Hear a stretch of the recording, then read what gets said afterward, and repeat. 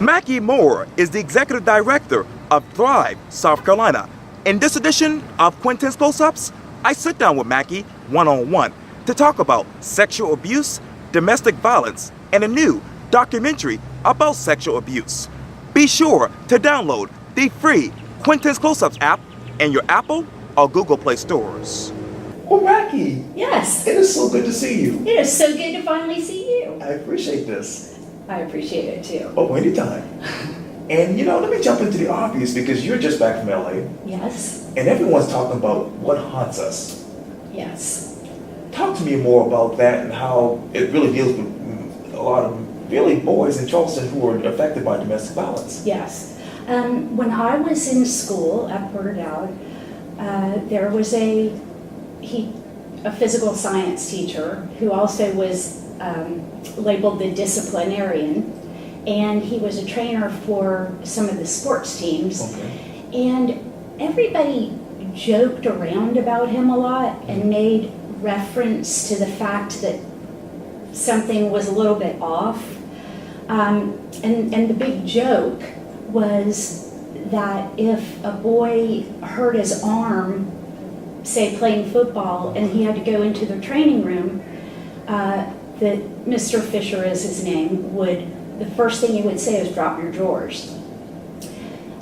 It got to be such a cliche that it wasn't even a red flag anymore. Everybody said it, and everybody knew it. And it turned out to be everything it meant. And for 30-something years at Porter Dowd, this man was allowed to molest children. And it's interesting, but in doing all this research, the administration, some of the head of the administration knew and had been told on several occasions, and just brushed it under the carpet. Wow. Yes, and so it's a tragedy. I mean, it really is. So many lives were compromised, and there were suicides, at least one suicide every year. Wow. And I think it was a class of 1971 Okay. that actually had 6 suicides. So it was a 12th of the class killed themselves. And that was due to this man's predatory nature and his assumption that he wouldn't get caught because people knew, and he knew the administration knew, and nobody was saying a word. So he figured, free game. Wow. Yes. Let me get back to the documentary film because apparently you guys, along with Paige, Goldberg, Match, have been working on it for 6 years. Yes. What does what haunts us mean to you? Well, what it means to me, and also I think the theme of the film, is that everybody knew to some extent. And maybe we didn't know what it was, Okay. but I think what haunts all of us is the fact that nobody did anything or said anything for such a long time, other than going to the administration. For those few people that did, everybody had to know something. And granted, because I thought something was peculiar, Okay. but I didn't know what it was. I wasn't educated in sexual abuse, so I didn't know what it was, but I knew it was bad. Right. And so when I was a senior, going into my senior year in high school, we had a leadership training conference, and some of the faculty, administration, and a lot of the students were there. And my boyfriend and I at the time stood up in front of this entire group and said, "What is going on? We all know that something is wrong with this man, and that he is doing something, we don't know what, but we know it's not good, and we know it's affecting people. And why is everyone ignoring it, and why have they been ignoring it for so long?" And it started a discussion, but as fast as it gained energy is as fast as somebody else put it out. Wow. And by the first day of school, when I walked in, he was standing right in the hall where he stands every day, every morning, greeting all the students. And I was terrified because he had power in that school. And, you know, I was a student, and what was he going to do? And I walked in, I was terrified. And he greeted me with the biggest howdy, hello, how are you, how was your summer? Killed me with kindness. And that's when I knew, for sure. Yeah, I just knew. You talk about 1971. Right. Let me go to right now, because I'm thinking this. It might be a crazy question, but what is the state of sexual abuse in your mind In my mind, right now? okay, I'll tell you what I think. Okay. We have done the Boston Film Festival, Right. and we did a premiere in LA. Okay. And the audiences both times were speechless and did not move when the film ended. And it was very obvious that a lot of people were deeply affected. Right. Parents because of their children, Sure. Women because of sexual assault or sexual abuse, and then men. And what I found so interesting was the men, several of them came up to us afterwards, and we heard things like, I've never told a soul that I was sexually abused when I was a child. And when I tell you it happened once, it happened many times. The film itself, I think the beauty of how Paige constructed it is that the survivors are the heroes. And what it does is it almost gives permission for anybody in the audience that's suffering with this terrible secret that you shouldn't be ashamed. You know, you were a child and you endured this horrible thing, and the quote, "You're only as sick as your secrets," is very apropos here, because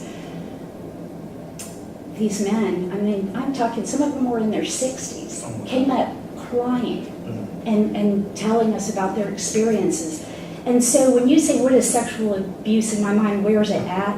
I think it is so much more prevalent than we know. Because even the percentage of people that came up to talk to us afterwards was a high percentage in the, you know, for an audience. And that's so funny, because I walked out thinking, there's no 1 in 3 or, you know, 1 in 4, which is kind of the normal statistic. I think it's a lot more than that. I really do. It's every time somebody sees me now, they want to talk about the film, and they either were at Porter Gaud and they endured the suffering. They were a student that was suspicious. They also could have been a female that was used to lure the boys to his house. That's what the film is about. Is, you know, it's not the guy in the trench coat. We can get them. It's the ones that are charismatic and handsome and have power and have direct access to kids. And it's a huge problem, especially in prep schools, because nobody wants to think it's happening, first of all. Second of all, they don't want their child going to a school where this happened, so they go into full-blown denial about the fact that it could be happening. And it becomes sort of a subliminal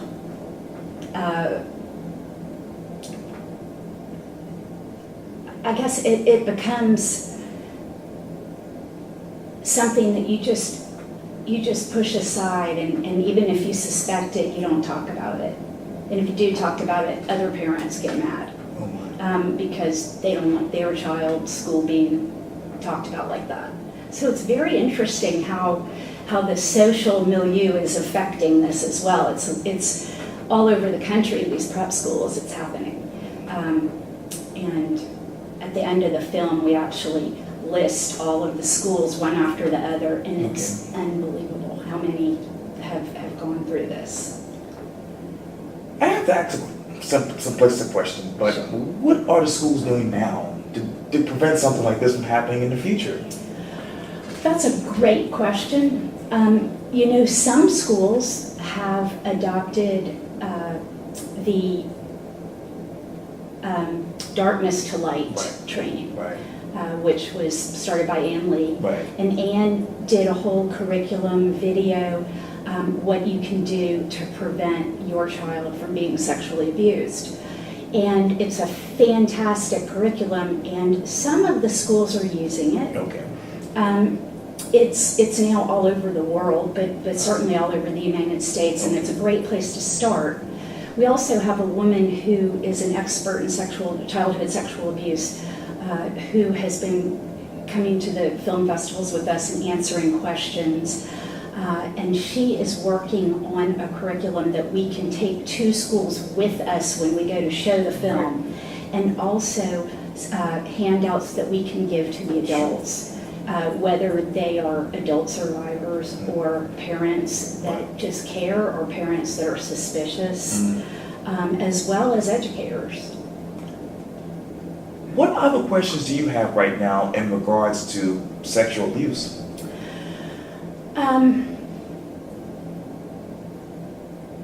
I want to know what's being done about it at every level, from childhood Sure. to in high school where it's going on, and so is teen violence, where one teen is in a couple is abusing another. And it may not be sexual, but it's emotional, physical, and to me, they all are under a similar umbrella of violence. And I think that the college situation also, the rates soar in college, and there need to be classes that you take before you, as a student, before you even go to your dorm room, about what to look for and what to stay away from, and just basic educational information that I feel like, we're studying math and science, but we're not studying how to live in the real world, and that's a huge problem. You talk about violence. Let me go to September 30th. You posted the following not a biography, but background and picture of this. But you said this, quote, "Beautiful day to support our friend Christian Rainey's 5th annual Dietrich Rainey's Stop the Violence, Save Your Life event in honor of Christian's mother and 5 sisters and brothers who lost their lives to domestic violence. His organization, MAD USA, is doing great work in our community." Where were you emotionally after this event? That's a good question too. I love Kristen. Yeah. I think he is stellar, and what a fine human being. Yeah. And he works so hard to educate in schools, and to help people who need emergency help, to help them find a location to sleep, someplace to eat, Right. all of the above. And I saw him on the news the night before, Right. and he was pitching the event, Right. and I had already planned to go and told him I was coming, but the interview made me cry. It was so heartbreaking to think that this young man, he had 5 siblings Right. and a mother, and all 6 of them were murdered by his stepfather. And Kristen is the only one left. And I don't know how he gets out of bed every day, but that young man, not so young, but that young man has taken the most tragic situation, and he decided to use it and gain strength and do something about it instead of cowering in a hole and not wanting to live on the planet. I just can't imagine what he goes through, but his strength is such a beautiful example for all other people that are going through any kind of violence at the hands of another.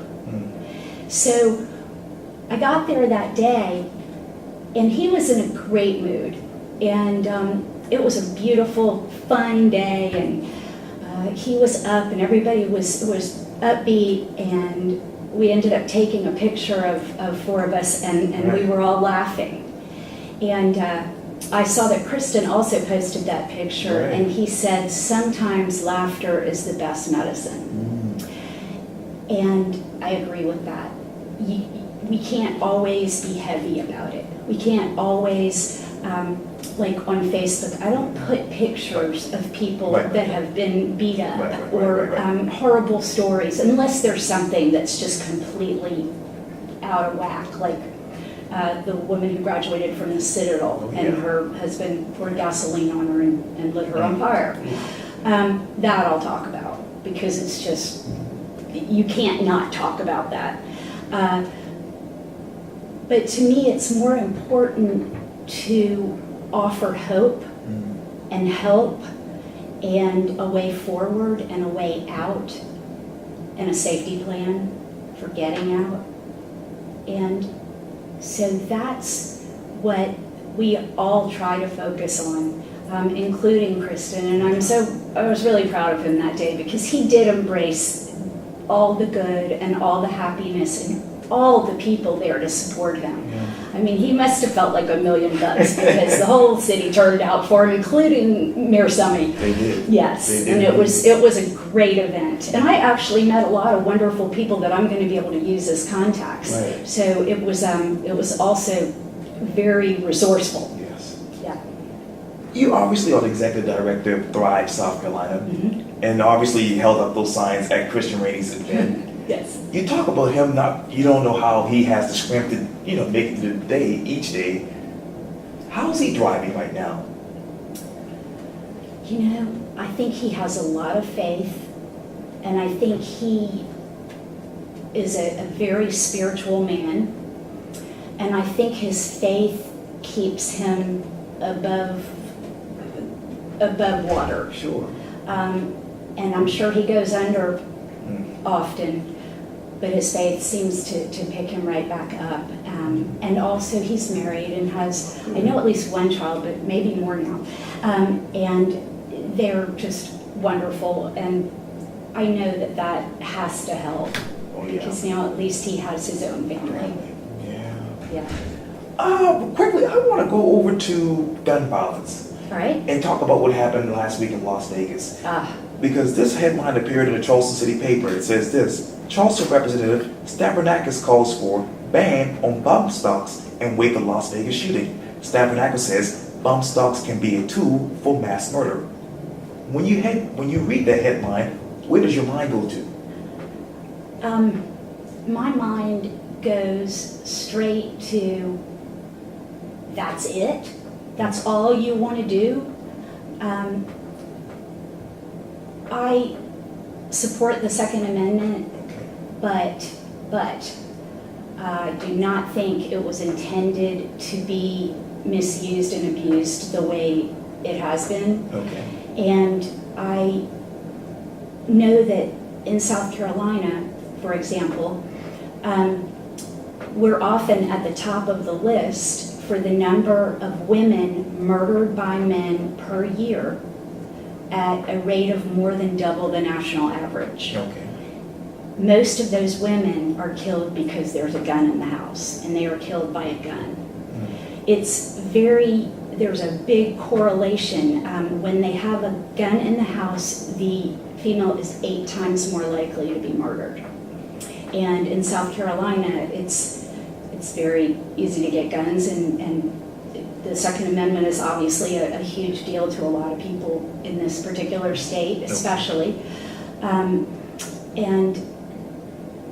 it makes me pause and ask, why don't we find some sort of a bipartisan answer to this? This doesn't have to be about Republicans and Democrats. This has to be about people loving each other and people respecting each other and doing what we need to do to honor the Constitution, but also to protect men and women in today's society. And it's different now than it was back when the Second Amendment was added. Obviously, Leon Stafford will bring that up to the House of Representatives when they return to the legislation session in January. Right. What do you hope they will do next beyond trying to ban the bump stocks on the Democratic side? Well, it would be great if they just started with background checks. Background checks at gun shows, for example. Okay. People can go to a gun show and buy a gun without showing any proof of who they are. There's nothing is tracked as far as how many guns somebody has.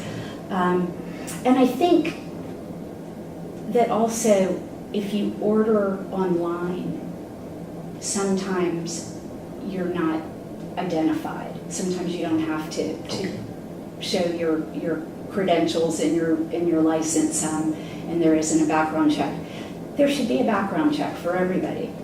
And I really feel like that would at least get the ball rolling. Okay. I'd like to see more than that, but if we could at least get that far, then I think we could revisit it and try to come up with a solution long-term for this terrible problem. Mackie Moore, thank you so much for your time. I really appreciate this. I really appreciate your having me. Oh, Thank you anytime. so much. Thank you. All right.